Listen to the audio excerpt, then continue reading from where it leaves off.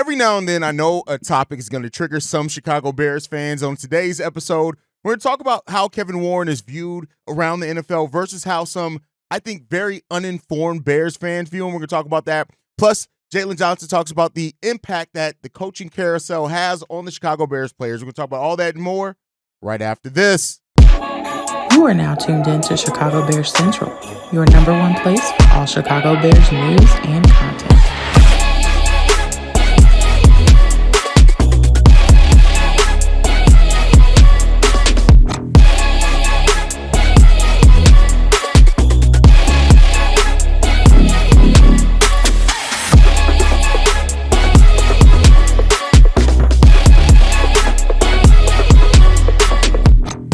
What's going on, Bears fans? Welcome to another episode of Chicago Bears Central, your number one spot for everything Chicago Bears related. I'm the host there, Hayes, but more importantly, you guys can follow the channel at Chi Bears Central on every social media platform we happen to be on. With that said, let's go ahead and get into this content for today, y'all. And I want to start off talking about this. There has been a lot of comments from people recently after finding out Kevin Warren, or even seeing him that, oh my God, Kevin Warren shouldn't be involved. Kevin Warren doesn't know what he's going to do. And really, the thing that happens, right, and this happens a lot with Chicago Bears fans in general, is that they replace knowledge and awareness and actual research with takes.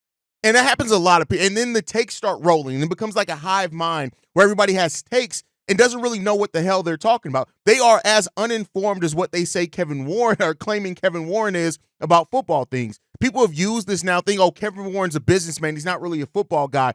All this type of things without really knowing, saying that he's a business expert. He should stay in his lane, right? Those type of things. And here's the thing. We don't really know what Kevin Warren, people think just because somebody's job was the more business side, that somehow means that they don't understand or they haven't worked or they don't have an eye for things. And really, in that case, it's much like where Bears fans have this whole trauma about first-time head coaches. Anytime, oh my God, we can't go after first-time head coach. Look at how it worked with Nagy. Look at how and it's like that. But yeah, that's the team more so making a bad decision than it is some inherent type thing where it comes down to a first-time head coach automatically means bad. That's not really what it comes down to. And while yes, Kevin Warren came into the Bears and his focus initially was the new stadium deal. Let's be clear, and I think sometimes what Bears fans have is that we have trauma because Ted Phillips didn't really know a lot about football, because George McCaskey doesn't know a goddamn thing about football. Then it's like anybody else who's in that role, it means, oh my God, they don't know anything about football. Because why? And what do Bears fans do? And a lot of Chicago fans do. And so it's now, we haven't done it before. Why would we do it now? And it's like, that's not how really thinks when it comes down to it, right? And so when the people have to realize that it's part of Kevin Warren's job. And one of the problems that the Bears have had in their history is the fact that they've had somebody in the CEO, like, we can't talk and complain about, oh, we need owners that care. Ownership is not going to change. You know what the CEO is? That's the closest thing you're going to get to having an owner that actually cares about the game of football. And so, listen, I get it when it comes down to it. I understand the dysfunction that we come from, but when you look at it, listen, the people around football have a very different view and a very different level of respect for Kevin Warren than and that's what his job is as the CEO. When he steps in and those type of things, it's because of the respect that people have for Kevin Warren around the league, because they have seen what he's done in college. They have done deals with him. Even when you see people in the media and Kevin Warren's like, hey, you've known me for years, right? That's because he has done that. And so I get it where people think, but it's like Bears fans almost have now this adverse reaction to Kevin Warren, almost just assuming that he's useless and just somebody that, oh, go do the stadium. And honestly, we just don't have the form of reference to know that. And no, I hate to tell you, there's nothing you're going to go back and see that's going to make your take any stronger in what he did in college. Like, people have specific roles, yes, but let's not act like that means that he hasn't had eyes, he hasn't had to work relationships, he hasn't had to do those type of things. And like, this is the same type of mindset when people are like, oh, what can I learn from somebody that failed? You can learn from them not how to fail if you listen to their story well enough. And that's the thing that comes with common sense sometimes, right? And so, yeah, Kevin Warren has been around and he's seen greatness. Now, it's up to him to show that he can be a part of greatness and help lead greatness here with the Chicago Bears. There's no mistake about that. But when you look at it, people around the NFL view Kevin Warren and applaud his willingness to take charge around this bullshit that's going on. And we have been so dysfunctional for years that I think that we don't understand what it means for somebody to actually lead. We've been such a dysfunctional franchise for so many years, for so many people's lifetimes, that now that somebody's like, oh, well, why is he coming down? Why is he looking over the shoulder? That's his fucking job.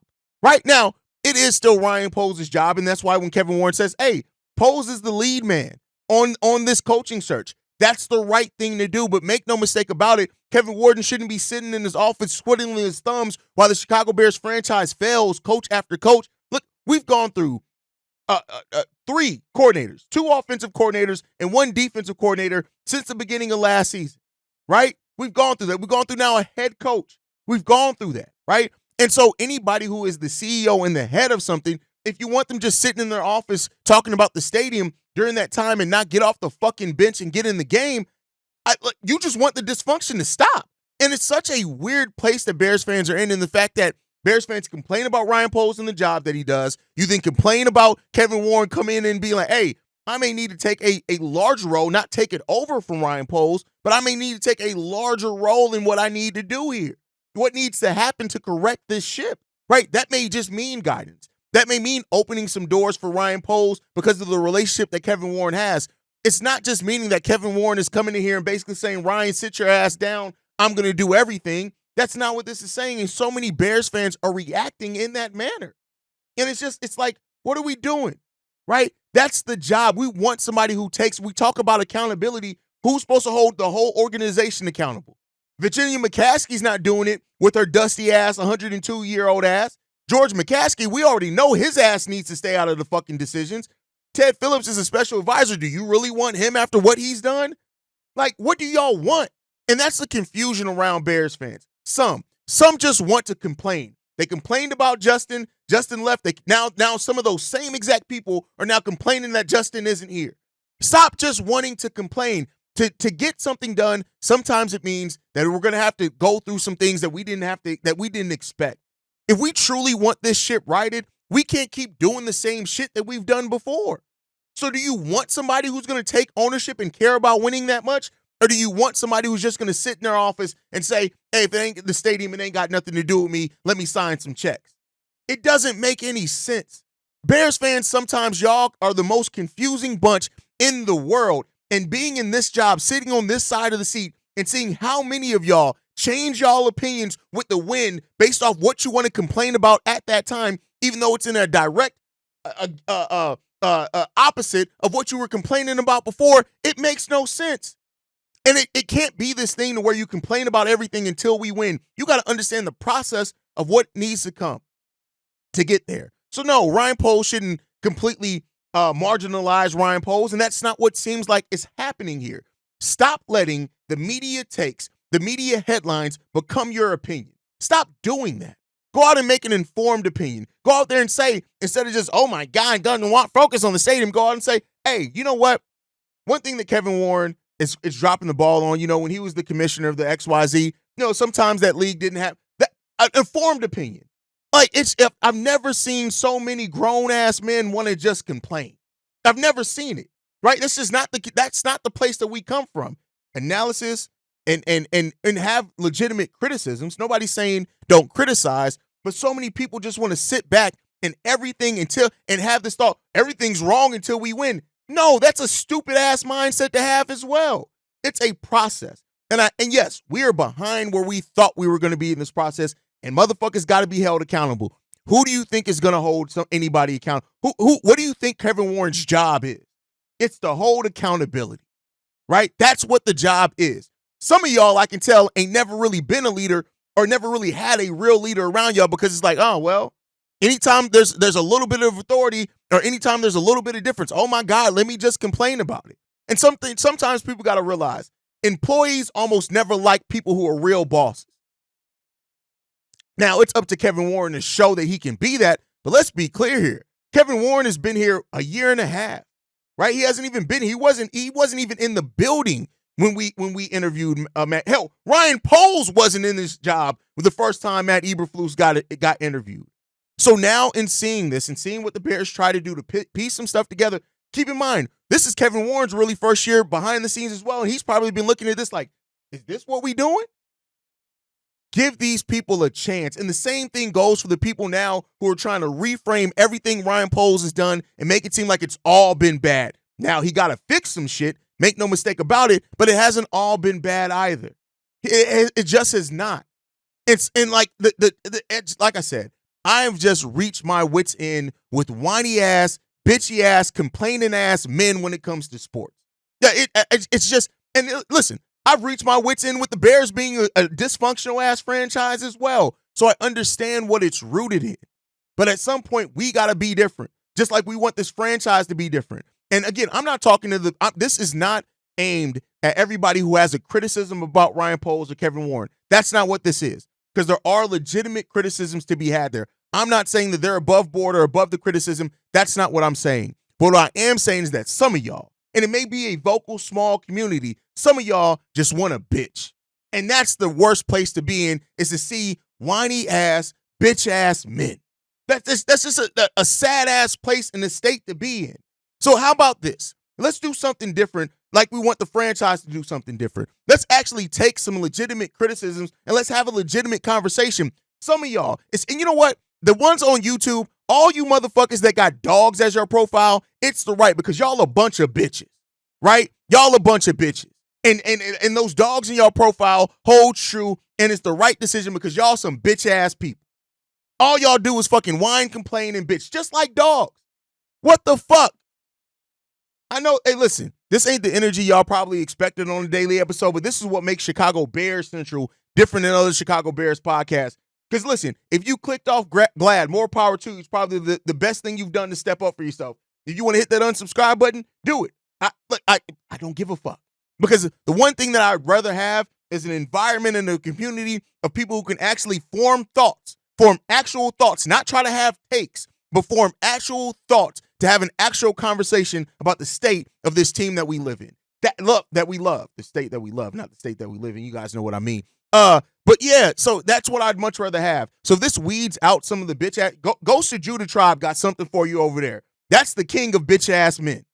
But over here, we ain't got time for the bullshit. So let's be better about the way that we converse